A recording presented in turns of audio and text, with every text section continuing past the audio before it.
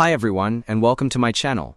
This week, the biggest story in the global financial markets is undoubtedly the global tariff war initiated by Donald Trump.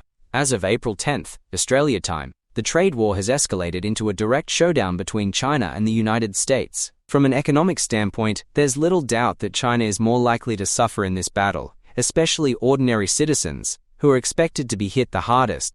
What's strange, however, is the tone on Chinese social media. Instead of panic, there's an unusually unified front. Many users are boldly declaring, it's time to go head-to-head with the US, with full confidence that China will come out victorious. Some are even praising Xi Jinping's tough stance, saying he's displaying the strength of a great power and making the Chinese people proud. But let's not forget, since the outbreak of COVID-19, China's economy has been in steady decline, with multiple industries devastated.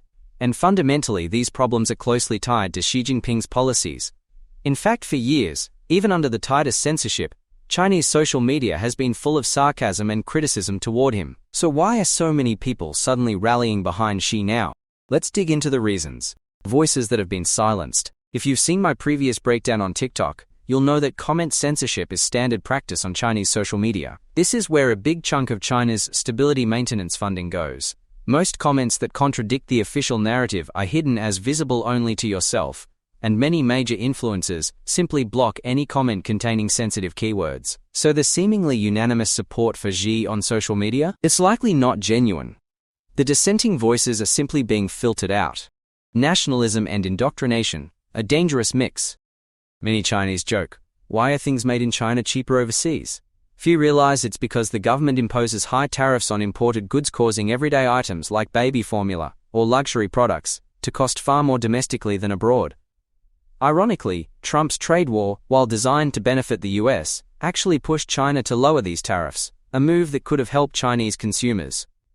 Yet many people, unaware of the underlying economics, continue to support the very policies that make their lives more expensive. This loyalty isn't just economic ignorance. It's deeply rooted in decades of ideological conditioning.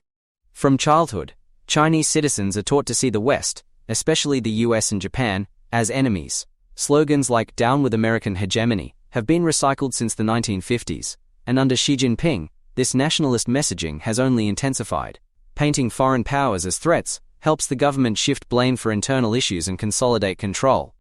Some support protectionist policies out of a desire to shield domestic brands from foreign competition, fearing local industries can't survive in a fair market, and often, they're right, many Chinese brands struggle without government backing. But this brand of patriotism, which prioritizes ideology over personal well-being, is fragile and misguided. When people are taught to blame outsiders for their struggles, they begin to see their suffering as noble, and their anger finds a target. This is why Trump often says, "I'm waiting for Xi's call." Economically, China should be more eager to negotiate. But in reality, the leadership and much of the public values saving face over progress. Even if it means eating grass, many would rather be defiant than practical. In some extreme cases, that resentment boils over. With no real political outlet, frustration turns into hostility.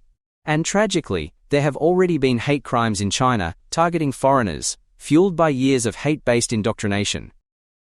People living in a fantasy. Many of Xi's supporters sincerely believe that China can win this trade war.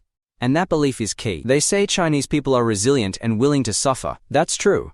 Between 1949 and 1979, the Chinese showed incredible endurance. But today's China is not the same. After decades of prosperity, modern Chinese have grown used to the comforts of life. Most post-90s and 2000s generations have never truly experienced hardship. If they were asked to go back to the lifestyle of the 1980s, many simply wouldn't accept it. There's a famous patriotic song in China that says, "Without the Communist Party, there would be no new China." A lot of people believe China's success is due to two things. 1. The wise leadership of the Communist Party. 2. The hardworking nature of the Chinese people. But that view is overly simplistic. I've explained this in past videos, which you can check out if you're interested. In reality, China's rapid development in recent decades was largely due to riding on the coattails of Western technological advancements, skipping over the costly trial and error phase. So of course progress seemed fast. But now that the West is starting to shut its doors, can China continue to thrive purely through, quote, independent innovation? That remains to be seen. Thanks for watching. If you liked this analysis, Don't forget to like, subscribe and share. See you next time.